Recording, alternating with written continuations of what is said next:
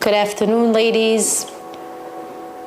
Welcome to Ohel Sarah, and to the viewers on Torah Anytime, thank you so much for tuning in. So amazing for you to come back and join us again for another lecture on Shalom Bayit, which is so important. We are now continuing the Shalom Bayit series, and we are up to criticism and arguments in the home, part 1. And I've been getting emails from you guys that you're really enjoying the series, which I am so happy about. And HaKadosh Baruch Hu should just continue to bring a lot of peace into your lives and into your homes. You should see miracles upon miracles. And hopefully, as a result of this series, it should bring couples closer together and maybe even save some marriages out there. But today we're going to learn, and maybe this is such an important class, about criticism and arguments. How can you argue and offer criticism with grace? With grace. So we'll first address the subject of criticism, and then we're going to move on to the subject of arguments and disagreements. Ladies, you should know that criticizing and arguing is a legitimate part of life. There has to be some criticism in a household, and unfortunate is the home where reproach is not present. A country cannot run properly without some productive criticism. A factory cannot function without some form of assessment. The same is true for a household. The mother, the father, and child require a little criticism. It's important for a wife to point things out to her husband, and for a husband to point things out to his wife. Otherwise, the home would fall apart. So criticism in and of itself is legitimate, it's permitted, and it's even the correct thing to engage in. That being said, the same is true when we discuss the subject of arguments. We're allowed to get into a disagreement with our spouse. It's a healthy part of the relationship. A couple that tells me that they never argue, there could only be one of two reasons for that. Either they don't remember the times that they argued, that could be, or they're being dishonest with themselves. There's no such thing as a couple that doesn't have some kind of disagreement on some level here or there. And many couples actually use the forum of arguments in order to release some emotional pressure. So most rabbis are not against the concept of disagreements in a home.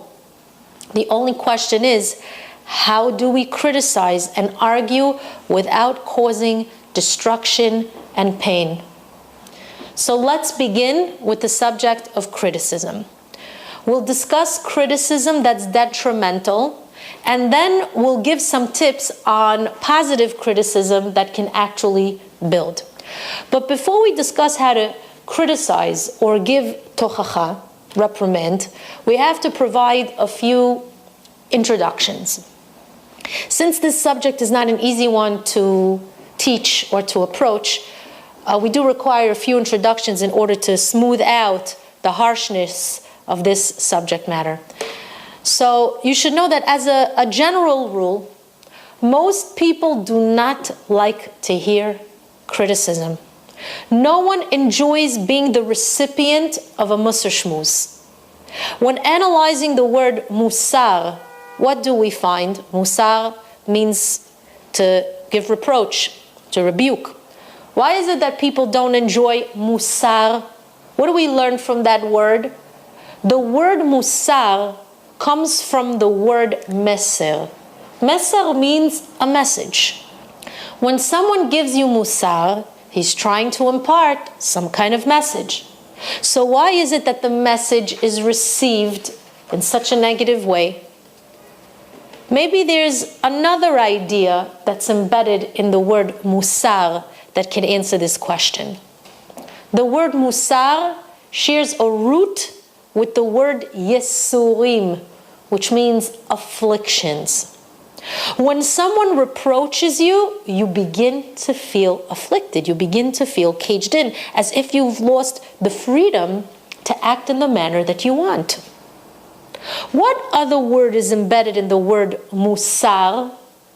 the word moserot. Moserot are chains and or handcuffs. That means that when a person hears musar, he feels chained, he feels limited. That I feel like saying what I want. What are you now coming and disrupting my equilibrium? The musar causes a person to feel restricted, and that's one of the reasons it's hard to listen to musar. It puts you in a corner where you're faced with a decision, an obligation, or a change that you may not want to make. We just had that this week.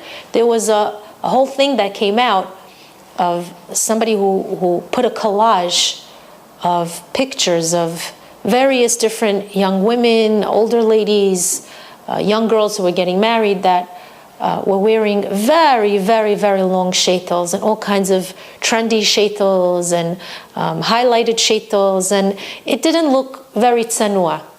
I mean, it doesn't anyway. We all know, you know how I feel about the shaitels in general and the long shaitels and the trendy shaitels, but somebody put together a collage of all these different women and different poses, you know, like excited.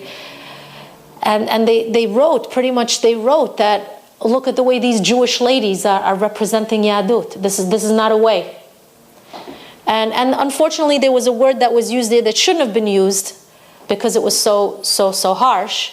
But the point that this person, whoever it was that was trying to make, was that these Jewish ladies don't look like Jewish ladies anymore. They don't represent we'll say, what they were trying to say is that they don't represent a Jewish woman, the ultimate Jewish woman.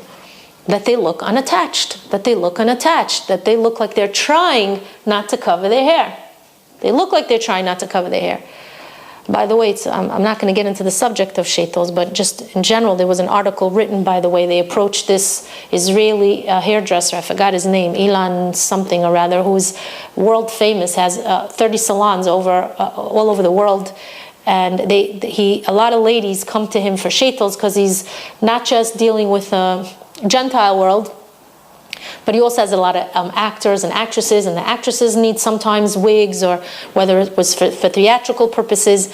And he writes that a lot of religious ladies do come to him for great wigs.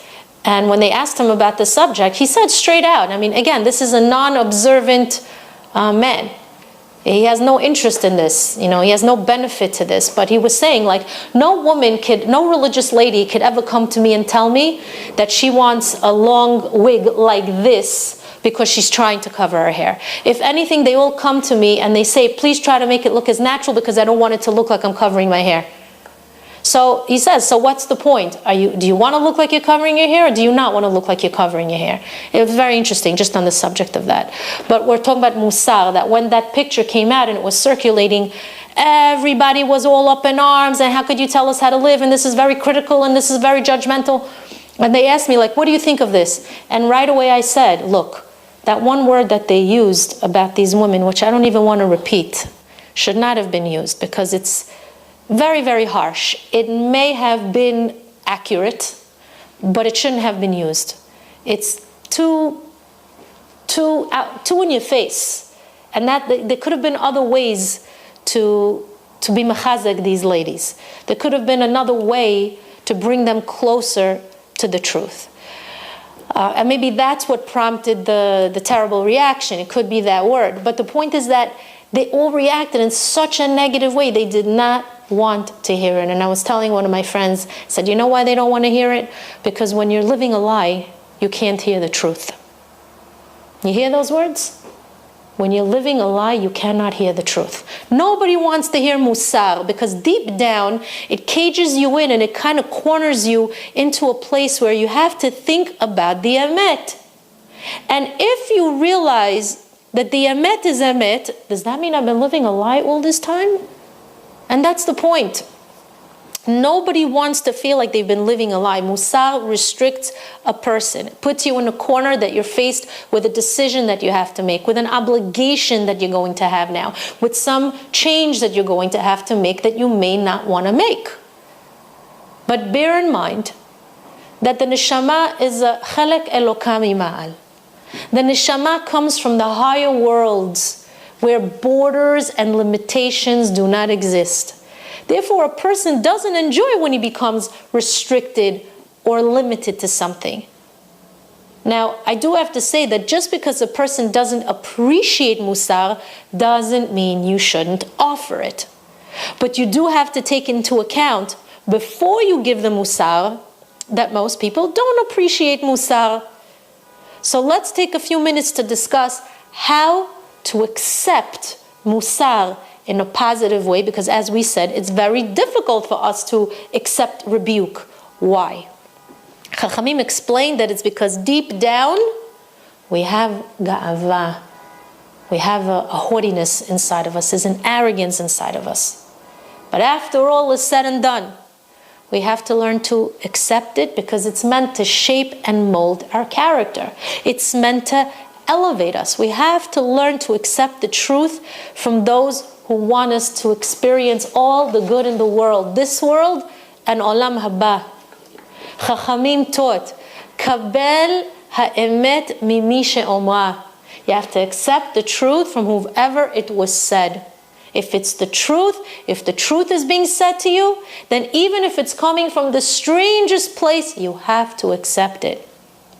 If your cleaning lady, if your child, if your husband, if your employer, if your employee, no matter who it was, said something that you know to be true, you have to accept it.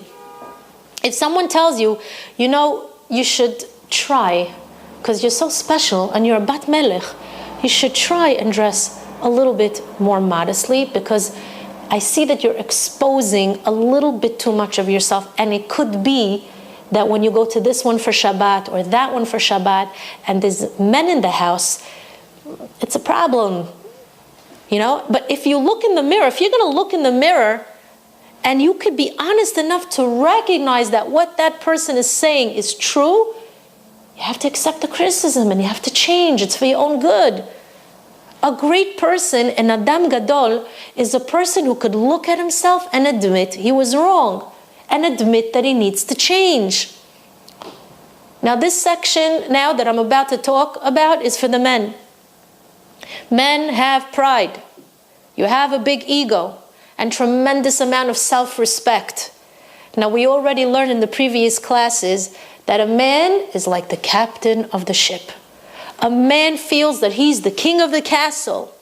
And while it's true that he really is the captain of the ship, he has to be a captain who's a gentleman. A captain who's gracious, knows how to accept criticism. He knows how to get the message and to respond to that message. Therefore, a man who is able to admit to his wife that he made a mistake is not a matter of someone stepping on his ego. He shouldn't worry that by admitting that he was wrong, that his wife is now going to see him in a negative light and in a degrading way. The opposite is true. A woman will appreciate her husband even more, and she'll become his biggest advocate. A woman will love her husband all the more when she sees that he's surrendering his ego and pride to the truth of the matter. Even though a man thinks that if he surrenders, he's going to lose his position of stature in the house, the opposite takes place. Imagine a woman who's debating in her mind now for weeks if she should point something out to her husband or not.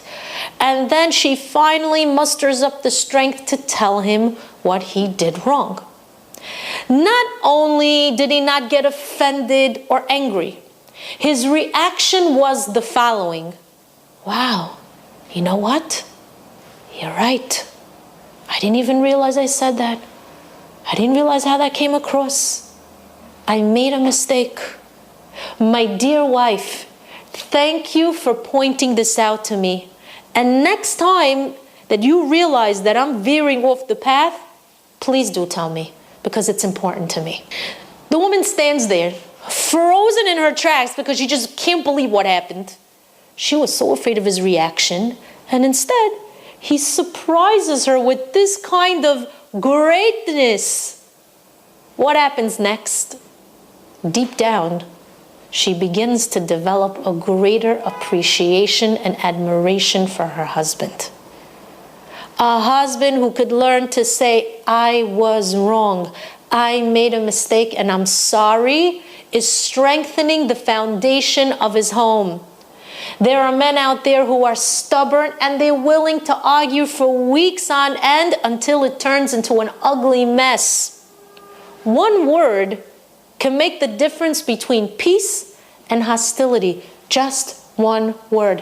What word is that? In Hebrew, it would be ta'iti. I made a mistake. The only two people that can truly offer the most sincere form of musar is a husband to a wife and a wife to her husband. In most cases, I'm not saying in all cases. Why? Because a man knows his wife quite well.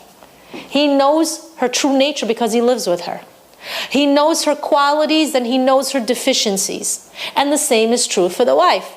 She knows her husband better than anybody else knows him. Therefore, a husband has to accept the truth from his wife, and a wife has to accept the musar from her husband. At the end of the day, it doesn't matter who gave you the criticism. If you deep down know it to be true, you have to accept it. You should accept it. When a man admits that he was wrong, he's in the realm of malchut, of kingship, of monarchy. When a woman says the word ta'iti, I made a mistake, she's accessing the world of malchut, of malka, a queen. If your husband pointed something out to you that was true, learn to accept it, because that's how you're going to demonstrate how much of a queen you really are. A melech and a malka are the ones who say, I made a mistake. But if nobody could accept the truth and instead you attack each other's personality, you become an eved and a shivcha, a servant, a male servant and a female servant. You turn into a eved and a shivcha. It's up to you to decide if you want to live like a melech and a malka, or like an eved and a shivcha. To say the words, I was wrong, is malchut. Let's discuss some pertinent aspects of history that we're all familiar with in order to clarify this point even more. Take the entire episode that took place with David alav shalom and Bathsheba. Chachamim write concerning this episode, Kol ha'omer David chata eno ela to'eh. Whoever says that David HaMelech sinned concerning Bathsheba is making a grievous error. What do Chachamim mean when they say David chata, that David sinned? Meaning, whoever thinks that he sinned, what does that mean he sinned? If you think he sinned, did he sin? They're referring to sins that the average person would engage in, and the level on which the average person is on. In other words, don't rely on the simple text of the Navi to provide you the full picture of what really happened between David and Bathsheba, because he's not on your level, and you're not on his. That means that David HaMelech on our level may not have sinned. On his level it was a sin because he was such a tzaddik. But when the Navi Natan came to him and gave him the entire parable, the entire mashal of the little sheep, things changed. What did the Navi tell him? He told him that there was a rich man and a poor man. The rich man had many sheep. The poor man had only one sheep. One day, the rich man made a party. What did the rich man do?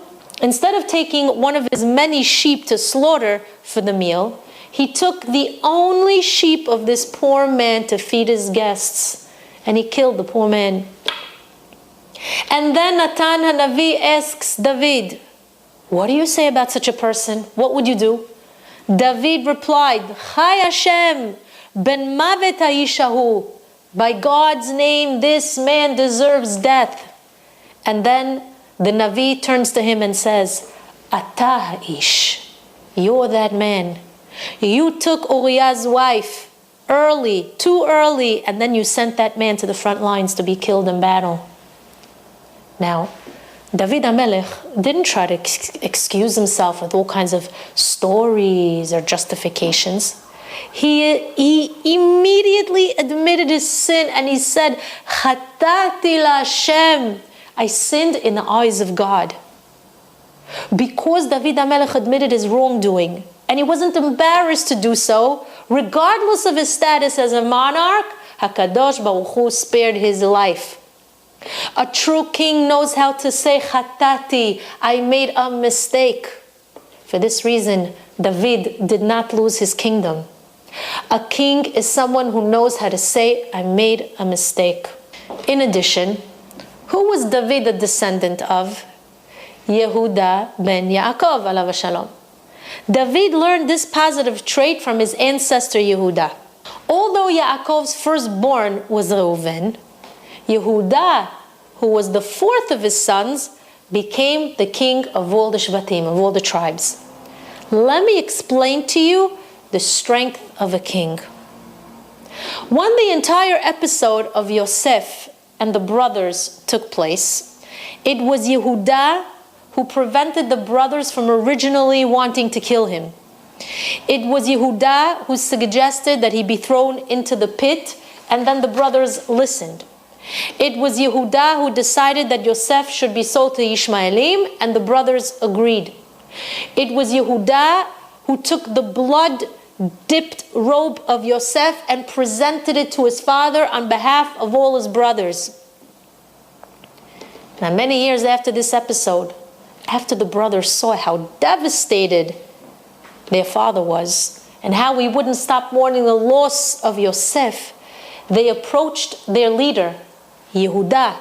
They had a complaint. They told him, Yehuda, you made a mistake concerning Yosef. Why did you make us do it? Had you told us not to harm this boy, had you told us not to sell him, we would have listened to you. And then we're told that they dethroned Yehuda from his majestic position.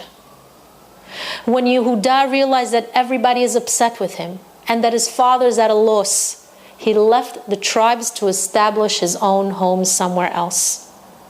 He got married and he had 3 sons, Onan, and Shelah. Ladies, we're going to learn something amazing about the name of a person and how it personifies his character. Yehuda's son married a woman named Tamar. Chachamim tell us that Tamar was extremely beautiful inside and out. Now was concerned that if Tamar was going to get pregnant, her beauty is going to fade away. What did he do? The Psukim tell us, Vayas et hara lifnei Hashem. He did something evil in the eyes of God. Instead of impregnating Tamar, he was engaged in the terrible avera of zera levatala. He was engaged in the terrible sin of emitting semen from his body. How he did that, what that means, I don't want to get into details right now, but the point is that as a result of this, he was punished and he died. So Yehuda approached his second son and requested of him to do right by his brother and marry the sister-in-law, the widow. Onan was a little selfish, and he decided that if Tamar becomes pregnant and bears a child, the child is going to have to be named after his brother who passed away. He didn't like that. He didn't want that. So what did he do? The same thing his brother did. Zera levatala. What do you think happened to Onan? The same thing that happened to He also died. Now Tamar knows the reason that they both died. She's been living with this horrible travesty for a long time, and she's silent in order to spare both brothers the shame and embarrassment in the eyes of their father. But as life has it, Yehuda places the blame of both his sons' death on Tamar, claiming that there's something in her mazal that's causing his sons to die. She must be nachs. She must have like some kind of evil eye on her or something. And interestingly, the halakha says that if a woman is married to 2 men and they both die consecutively, she's not allowed to marry the 3rd man. But anyway, moving on. Yehuda doesn't know how to be rid of Tamar because the halakha says that when a man dies, his brother has to marry the widow. We know the halakha vibum. But Yehuda has one more son left, and he's very young. He doesn't want to lose him too. So he figures out a way to get Tamar off his back. What does he do? Yehuda tells Tamar, look, go back to your father's house and wait until this little boy, my son Shelah, will be old enough to fulfill his obligation to marry you. Now Tamar was such a tzadikah, such a righteous woman, that she listened and she went home. She went to her father's house. After several years, she realizes, hey, 1 minute, Shelah is grown up. But no attempt has been made to fulfill the obligation of marriage over here. She realizes, Shelah is not going to marry me over here. In her mind, she decided the following. If Shelah is not going to fulfill the obligation of Yibum and marry me, then Yehuda will have to do it instead. What did she do? She put on very beautiful clothing, and she sat at the crossroads of the city with her face covered. Yehuda passes by with his entire entourage, and he sees Tamar. The psukim tell us that actually when he saw her from far, he actually mistook her for a lady of the night. Why? Because her face was covered. Now, that's strange. Think about it. A woman who's in the business of selling her body, does she reveal parts of herself or conceal them? She reveals them. So why does the pasuk tell us that she covered her face and he thought that she was one of these ladies? Chachamim say, no, we have it all backwards. She covered her face all the while that she was living in the home of Yehuda. He never saw what her face really looked like. That's how modest she was. But now that she was forced to unveil her face, Yehuda didn't realize that the woman standing before him was his daughter-in-law, so he mistook her for a lady of the night. So Yehuda obviously offers her an evening of intimacy, which according to Chachamim was on the condition that she marry him according to his tradition. Tamar agrees, but she's smart, and she wants some kind of proof of this union, some kind of proof of this wedding.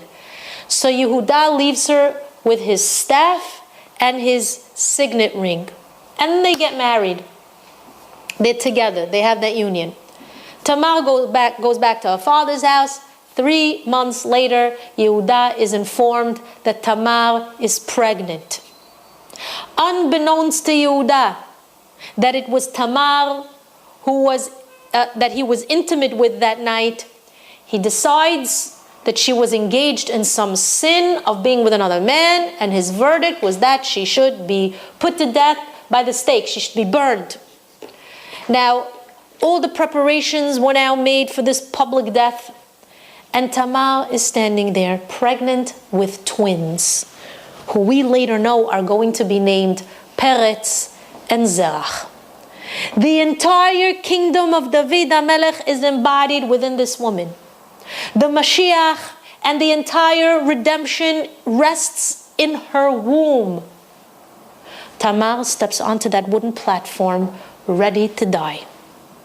Before the fire is lit underneath her feet, she's asked what last request she wants. And she says, I want a quill and some parchment. She's given those items, and she begins to write a sentence that when Yehuda reads that sentence, he begins to tremble. What did she write? She wrote, La'ish asher ele lo anochi hara. The man to whom these items belong is the reason why I am pregnant. I am pregnant with this man's child. She tells the executioner, take these 2 items, the signet ring and the staff, to Yehuda and tell him these 2 words, Haker na, please recognize. These words made Yehuda tremble so much because those were the words that he used to cause his father such grief when he brought that blood-stained cloak of Yosef, and he told his father, Hakerna, do you recognize this coat, this blood-stained coat? Therefore, midah keneged midah, measure for measure, HaKadosh Baruch Hu punished Yehuda with the very same words that he used, and he was publicly shamed as a result of these two words. Ladies, yesh din veyesh dayan. There's judgment, and there's a true judge that sits in the heavens and exacts reward and punishment that befits the circumstance. The world may appear to be in a very confusing state based on the challenges that we all undergo. But there's a reason to all this madness. There is a spiritual calculation that will one day be revealed, and it's going to make us tremble in the same way that Yehuda did on that fateful day. Tamar tells Yehuda through these two words, if you want, you could recognize these items and do the right thing. If not, I'm willing to burn and not embarrass you. Everything now is left in your hands to decide. From here we learn that a person has to be willing to be thrown into a burning furnace and not shame his friend in public. Better for a man to be thrown into a raging fire than to allow himself to yell at his wife or put her down in front of the children or other people. A man should never embarrass his wife in front of ever, but especially not in front of his immediate family or his friends, no matter what happens. Better for a woman to allow herself to be burned at the stake than to embarrass her husband in front of the children, in front of the guests, in front of his workmates, in front of the immediate family. This is a no-no. Ladies, Yehuda has 1 minute to decide if he's going to admit his mistake or if he's going to deny his connection to Tamar. Let's analyze Yehuda's name for a moment. What do we see embedded in his name? The word Hoda'ah. Hoda'ah means to admit. Yehuda could have thought the following, aha, Tamar tricked me, so now she's certainly going to burn. He could have said that. But what does he say instead? Tzadka mimeni al kilo netatiha leshla beni. Yehuda announces in front of all those people present, this woman is correct. This pregnancy is my doing. I'm the father, and it happened because I procrastinated and didn't offer her my son Shla, whose duty it was to marry her. I was wrong. Chatati, aviti, vepashati. Tamar was released from the platform and she went home. But the next day, you know how much shame and embarrassment Yehuda had to undergo because of this confession? People made fun of him. They ridiculed him. But Chachamim say, Yehuda hoda velo bosh. He admitted his wrongdoing and he wasn't embarrassed by it. Now that story made its way to Eretz Canaan and reached the ears of Yehuda's brothers, the Shvatim. When they heard that Yehuda admitted his mistake, they sent him a telegram saying, Yehuda, come back and be a ruler over us once again. You are indeed worthy of being king. Ladies, a king, a nobleman, that's someone who can admit he made a mistake. Men should remember the story of Yehuda and Tamar because there are times that a woman says things that are true, but they're hurtful, and the words do sting. We do have to admit that. But men have to remember that they're the descendants of Yehuda. And just like Yehuda admitted his wrongdoing and he was not embarrassed to do so, neither should men be embarrassed to admit their wrongdoings. Men have to learn to say, I was wrong, I made a mistake, and I am sorry. Such a man is deserving of malchut. And you ladies, you want to merit to be a maidservant or a queen? You want to be a shivcha or you want to be a malka? A shivcha is busy pointing fingers and protesting. But a queen accepts the responsibility of her errors, upon her shoulders. She could admit her wrongdoings when she's confronted with the truth. As a side note, by the way, and very interestingly, how are we as a people referred to? Interestingly, we're not called Reuvenim, Menashim, Zvulonim, Gadim, Asherim, Yesacharim. Am Yisrael is referred to as Yehudim, or Jews from Yehudah. That's very interesting. Even though we all come from various tribes, we as a nation are referred to as Yehudim, from the Shevet of Yehudah. Why? Because Yehudah instilled in us the gene of being able to say, I made a mistake, ta'iti. You have the strength to say, I made a mistake, and your husband has the power to say, I made a mistake. So you both have to draw inspiration from Yehudah. Because notice how both kings, Yehudah and David, during the most difficult points in their life, when they're rebuked, how do they respond? With the words, Chatati, Aviti, Pashati. And that's how they maintain their rightful place as kings in Am Yisrael. From here we learn that when a person admits he was wrong, it's an attribute of malchut, it's an attribute of regality and class. This is how we have to learn to accept criticism.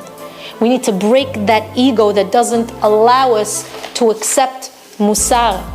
We should learn to accept the rebuke with love, especially when it's coming from the one person who knows us best.